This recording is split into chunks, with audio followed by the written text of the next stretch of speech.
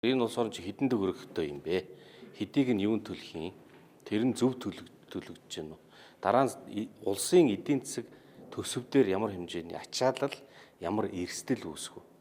Тэгэхээр энэ бол нийслэлийн бөгөөд улсын хэмжээний асуудал болчихж байгаа. Тэгэхээр улсын төсөв, улсын эдийн засагт хариуцлага хүлээгээ санаа зовоо сууж байгаа улсын хурлын гишүүд бол энэ дээр анхаарал хандуулах нь зөв ёсны хэрэг.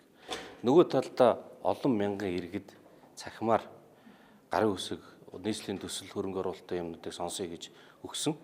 Тэгэхээр энэ хүмүүсийн хүлээлт шаардлага байгаа учраас хүмүүс сонсъё гэдэг шаардлагатай бас учраас сонсох нь бол бас үүрэг. Монгол улсын их хурл бол одоо Монголын ард түмний төлөөлөл болсон гишүүдийн л ийм хурлын байгууллага шүү дээ. Энэ утгаар бол хүмүүсийн үндсэн хууль заасан тэр мэдэх эрх төрийн нууцтай холбоотой биш болвол мэдээлэл бол хүрэх ёстой. Энэ үүргээ нэгдүгээр гүйцэтгэлээ. Хоёрдугаарт нь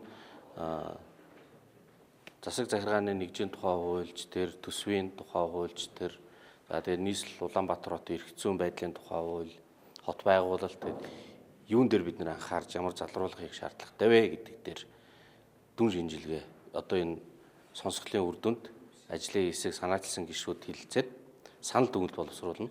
Санал дүгнэлт бол холбогдох байнгын ороодоор хэлэлцээд хэрвээ тогтоолын төсөл боловсруулбал улсын их хурлын нэгдсэн жолноор орох байх. Ерөнхий дүнгээр нь харахад жишээлбэл Монгол улсын төсвийн нийт алдагдал 1.4 их найт төгрөг. Улаанбаатар хотын дараа жил рүү шилжиж өгөн тооцоод 2.4 их найт төгрөг. Тэгэхээр улсын төсвийн алдагдлаас өндөр алдагдал танд. Улсын төсвийн нийт хөрөнгө оруулалтаас илүү өндөр хөрөнгө оруулалт танд.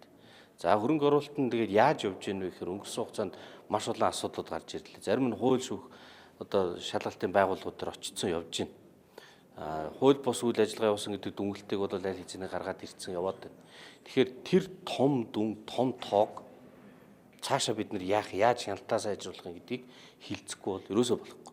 Энэ бол сонсголын гол үр дүн. Эндээс бид нар улсын хурал хууль тогтоогч байгууллагын хувьд хууль эрх зүйн орчныг яаж сайжруулахаа бол санал дүгнэлт гаргаж шийдвэрлэх ёстой.